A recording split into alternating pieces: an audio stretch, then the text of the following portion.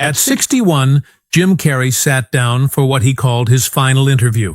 The man who made millions laugh was ready to tell the truth.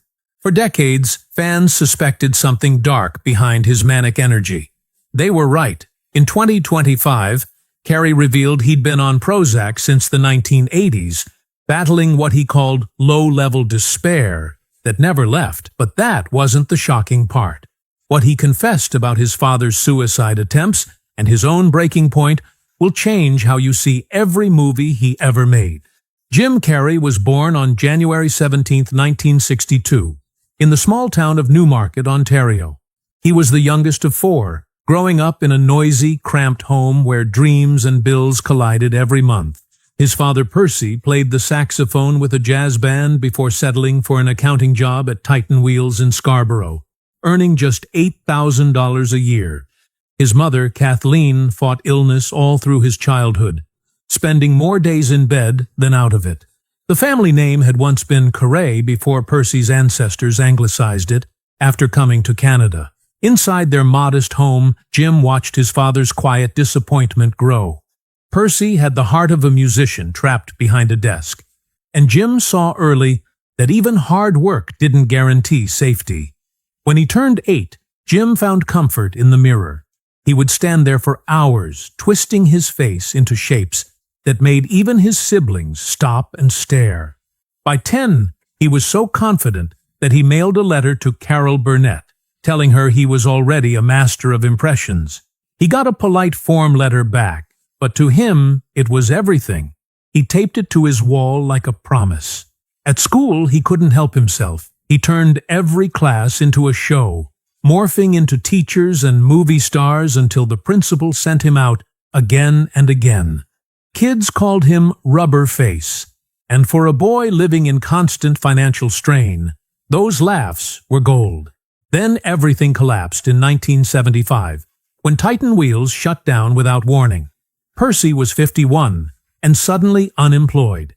He sent out 73 applications to accounting firms across Ontario and got nothing but rejections. The savings dried up fast, and Kathleen's medical bills ate whatever was left. Percy finally took a janitor job for $4 an hour cleaning toilets in the same kind of factory he'd once worked for as an accountant. Jim was 13, and watching the man he admired most mop the floors of men who used to shake his hand, the humiliation cut deep. Within months, they lost their home. From 1974 to 1976, the Carreys lived in a yellow Volkswagen camper van parked near Lake Ontario. Percy and Kathleen slept inside, while Jim and his brother John pitched a tent beside it through freezing Canadian nights. They woke up with frost on their sleeping bags and washed up in gas station sinks before school. Sometimes Jim scavenged expired sandwiches from dumpsters and warmed them over the van's stove. Together, the family worked the night shift at a local factory, earning $32 for 8 hours of cleaning floors and bathrooms. Jim went to Aldershot High School during the day, half asleep, his clothes unwashed, and his mind numb. By 15, his mother's illness had worsened so much she couldn't walk on her own. Jim started missing classes, and by 16 he dropped out to work full-time beside his father, earning $4.25 an hour. He cleaned floors all night, came home at dawn, lifted his mother from bed, washed her, made her food, and sat by her side cracking jokes to make her laugh. Those jokes were how he stayed sane. Kathleen called him her little sunshine, but inside he was terrified. It went on for 2 long years until 1980. Then came the morning that changed everything. In 1982, Jim found his father unconscious in the bathroom. Percy had swallowed a bottle of pills. Jim was 20 and screaming into the phone for help as paramedics rushed him to Joseph Brant Hospital. They saved him by minutes. Later, Percy admitted he had tried twice before during the years they'd lived in the van. Jim carried that shock for the rest of his life, fearing that same darkness lived in him. It became the reason he worked so hard, the reason he could never stop. But even through all that pain, something inside him kept whispering to try again. When he was 15, Percy had driven him to Toronto's Yuck Yucks Comedy Club for his first real show. His mother had picked out a bright polyester leisure suit, convinced that's what comedians wore on TV. The act bombed. People barely clapped. But Percy, even in all his disappointment, drove him home with quiet pride. Jim learned then that failing on stage wasn't death, it was training. On his 16th birthday, he quit school completely. The family was still broke, and everyone worked factory or janitor shifts to survive. Jim did 12-hour nights, sleeping in the van between shifts, dreaming of lights and applause. He started sneaking in comedy practice on breaks, mimicking Don Adams and W.C. Fields to keep his mind alive. He had once been a straight A student, now angry and withdrawn. But comedy gave him a reason to breathe. The family began to fall apart under the weight of all that poverty. His siblings scattered, his father sank deeper into depression, and his mother's painkiller use became an addiction. Jim later said, "If you're high on painkillers, that's abandonment." He would sit at the dinner table listening to her say things like, "My brain is deteriorating at an incredible rate," or "I could go at any time." Those words carved themselves into him. He learned to use laughter as armor, to hide pain behind absurdity. At 17, he finally made $20 for a 20-minute set at a club called the Hayloft. It wasn't much, but it was proof he could earn with his jokes. Then he auditioned for Saturday Night Live in 1980, thinking he'd made it, but he never even got to meet Lorne Michaels. The producers passed on him saying, "I don't think Lorne would like it." He was crushed. That rejection burned for years, but it also pushed him to stop copying others and start inventing his own characters. Behind his humor were invisible wounds. He'd been bullied at school for being poor, mocked for his clothes, sometimes so desperate he'd hurt himself just to feel something real. Years later, he talked about those moments in a documentary that showed footage so raw, producers kept it locked away for almost 20 years. His pain became the engine of his art. Every wild expression, every flailing movement came from a boy who had learned to survive by making people laugh. Through all the chaos, there were still glimpses of hope. Teachers at Aldershot High School sometimes let him perform in class instead of punishing him. One art teacher remembered him sketching and doing John Wayne impressions at the same time. In 1981, when he was 19, he landed his first TV role in a small Canadian movie called Introducing Janet, later renamed Rubberface. He played a struggling comedian named Tony Maroney, almost a mirror of himself.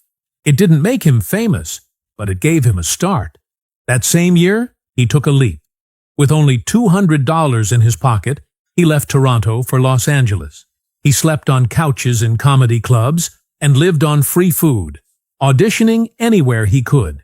By 1982, he was performing at the Comedy Store, the same place legends like Richard Pryor and Robin Williams had ruled.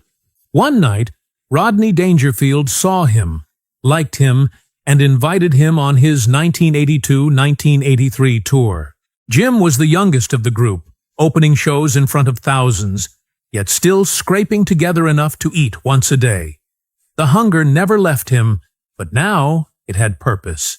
He got small parts on TV after that, barely paid, but each one mattered. In 1983, he earned just $50 a week doing sketches in a show called The Sex and Violence Family Hour. He slept in an empty apartment with no furniture and survived on ramen noodles. In 1984, he landed a sitcom, The Duck Factory, about a cartoon studio, but it was canceled after 13 episodes. He fell into debt again. Still, he refused to give up. In 1985, he got his first taste of success with the film Once Bitten, earning $19 million on a $1.5 million budget. Critics didn't love it, but people noticed him. The rubber-faced kid from Ontario was suddenly on the radar. Around that same time, his life veered off course again. An arrest for marijuana possession, a brief affair with Mia Farrow, and a growing dependence on cocaine to keep going through all-night rehearsals. He called that era one of his darkest. Still, he kept showing up, pushing through each audition, each rejection. He tried out for Saturday Night Live 3 separate times, in 1980, 1983, and 1986, and was rejected every single one. His final audition failed after a Robin Williams impression fell flat. Instead of quitting, he reinvented himself. He began developing strange, exaggerated characters that no one else would dare attempt. One of them was Fire Marshal Bill, the wild man who would later define his breakout years. Those failures had carved him into something new.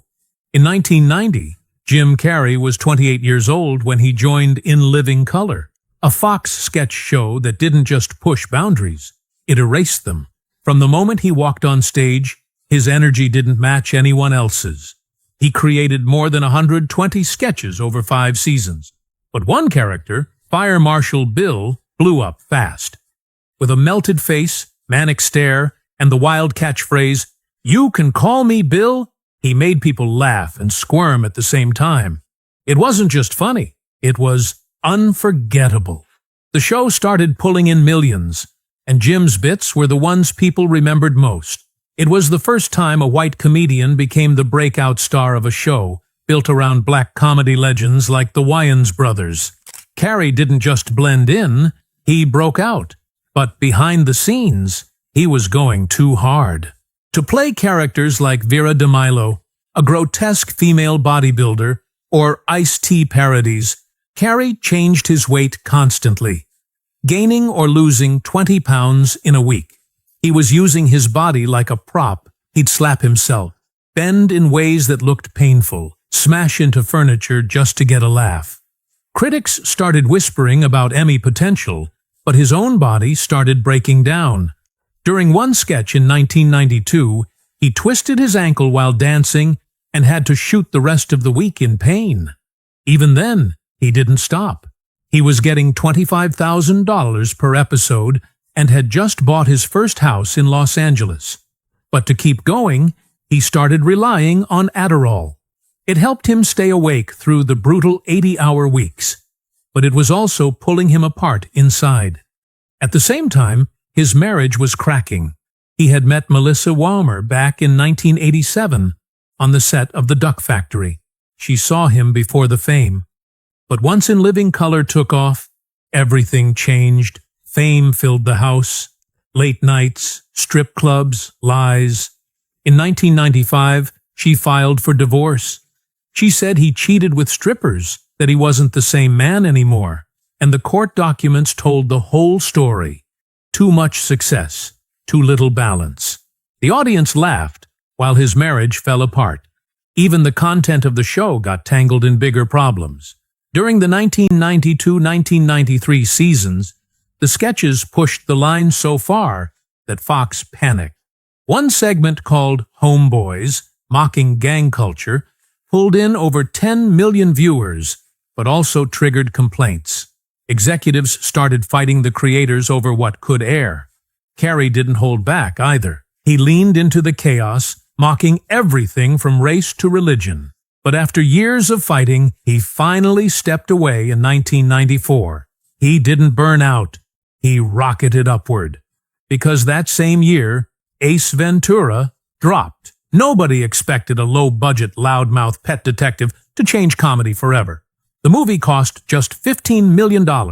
It made $72 million in the U.S. alone, and $107 million worldwide. And Carrey, he improvised almost 40% of his lines.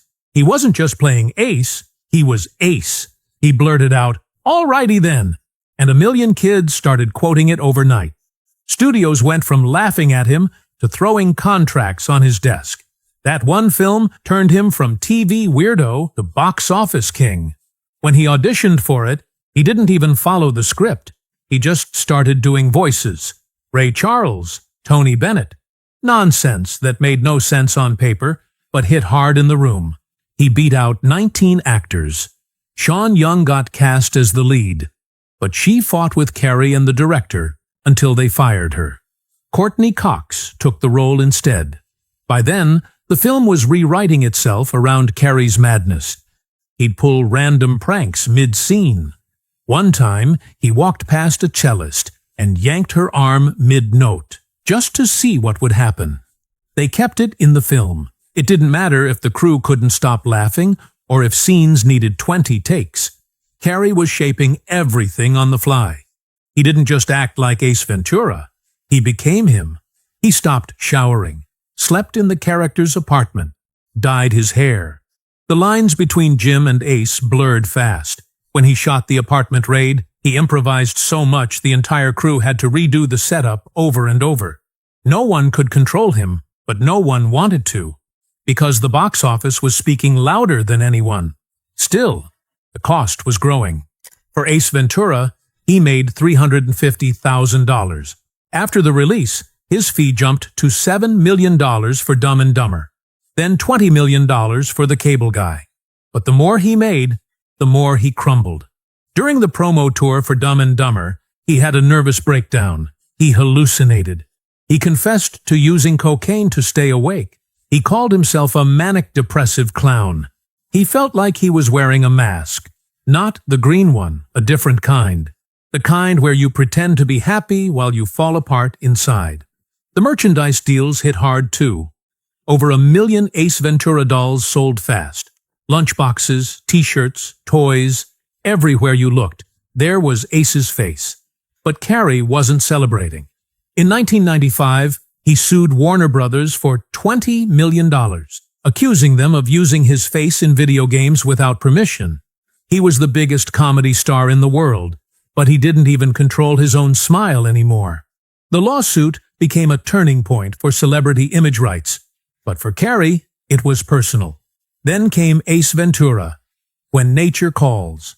For the sequel, he demanded $15 million plus gross points.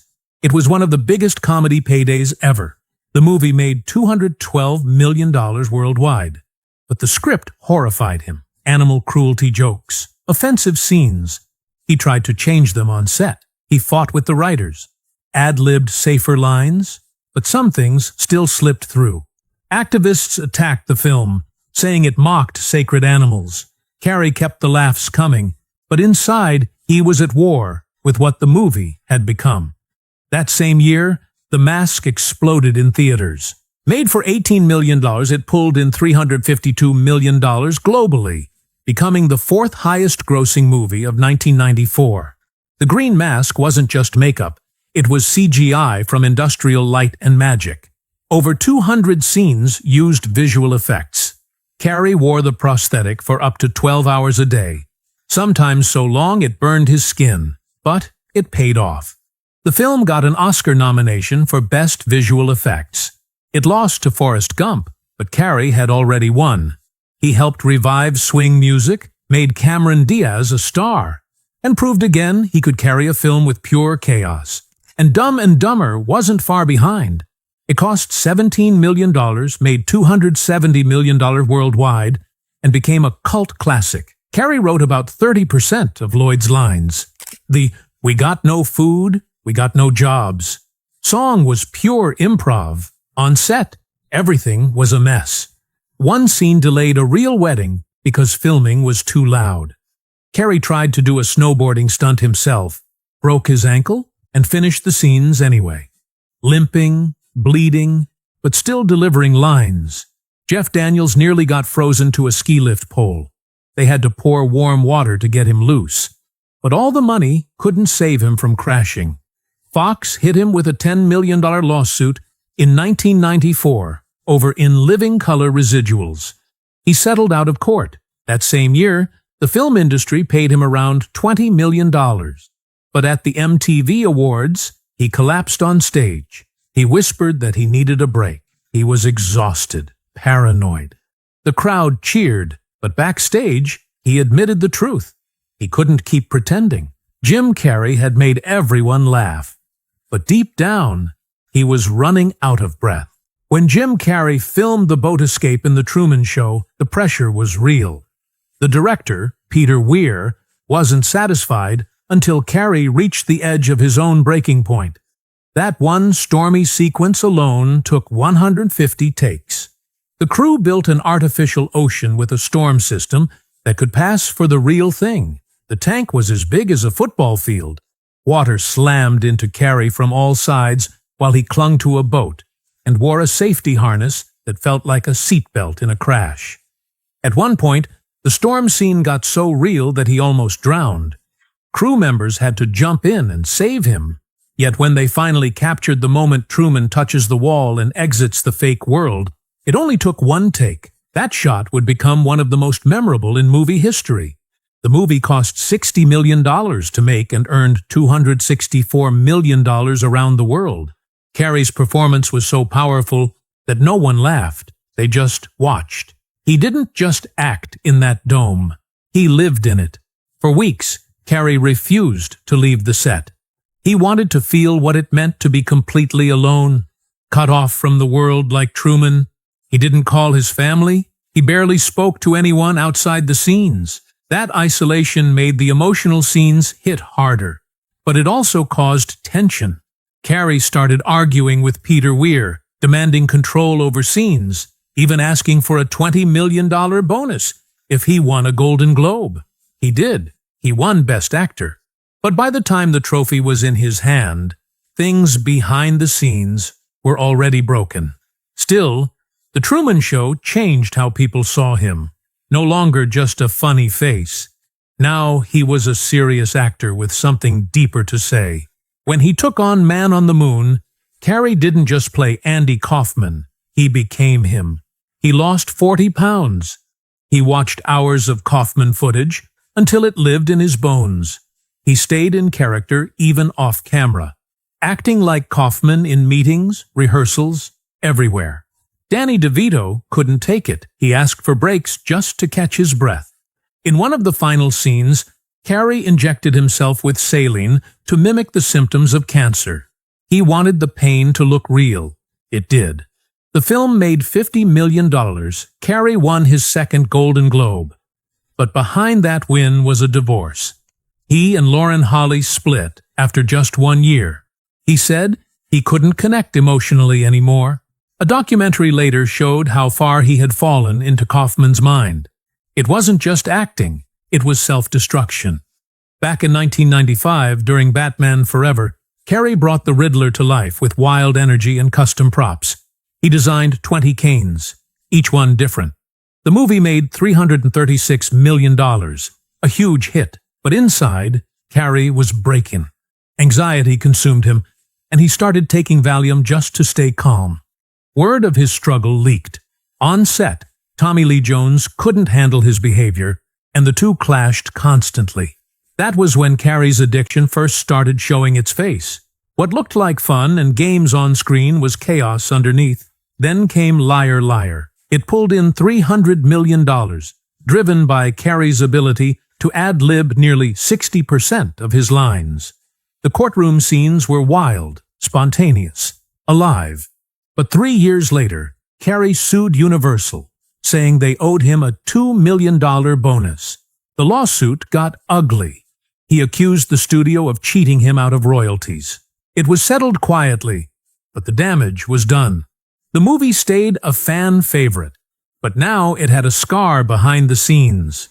During The Cable Guy, things got darker. The film brought in $102 million, but behind the camera, it was a mess. Carrey became Chip Douglas so fully that he tormented Matthew Broderick off camera. Broderick once shouted, "I don't know how to react anymore."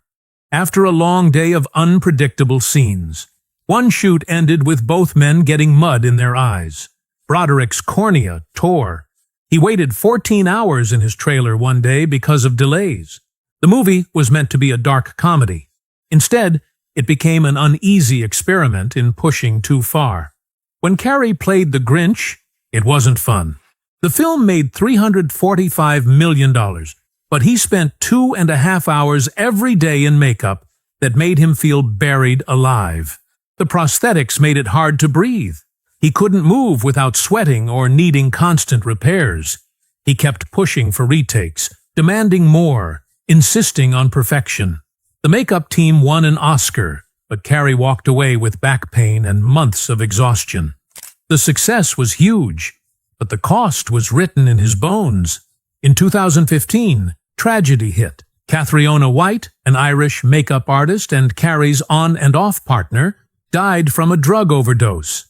She left a note blaming him for mental abuse and providing the pills. Her estate sued, claiming Carrey gave her STDs and painkillers, and broke up with her when she was most fragile. The case shook the industry. Investigators found missing pill bottles and texts suggesting he knew what was coming. His team said it was all extortion. The case was dismissed in 2018, but the stains never washed away. In Eternal Sunshine of the Spotless Mind, Carrey played against everything he'd ever done. No laughs, no routines. The director, Michel Gondry, didn't even call action. He wanted Carrey to be lost in the moment. He was. The $72 million film was shot in chaos, with 17-hour days and no safety nets. Carrey shaved his head for one scene. He later admitted the process left him depressed. The performance was raw, but the wounds were real. It took him months to recover. His personal life wasn't spared. In 2012, his daughter Jane was diagnosed with autism. By 2018, she distanced herself, calling out his toxic views. Carrey spoke often about his dad, Percy, who lost his job when Jim was a kid. The family lived in poverty, cleaning factory floors to survive. Percy died in 2006. Carrey wrote a $10 million check for the funeral.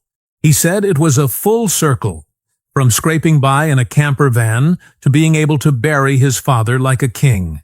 Even after hinting at retirement in 2018, Carrey returned in 2020 with Sonic the Hedgehog, which made $319 million. He joked that he came back for money, saying, "I bought a lot of stuff." He wasn't lying. He pocketed $30 million for Sonic 3. The production even printed his script in real 24-karat gold ink, just to lure him in. He said the magic brought him back. He never truly left. In 2014, Dumb and Dumber 2 surprised everyone. It made $166 million, even though critics trashed it. Carrey dropped 30 pounds to play Lloyd again. The film almost didn't happen.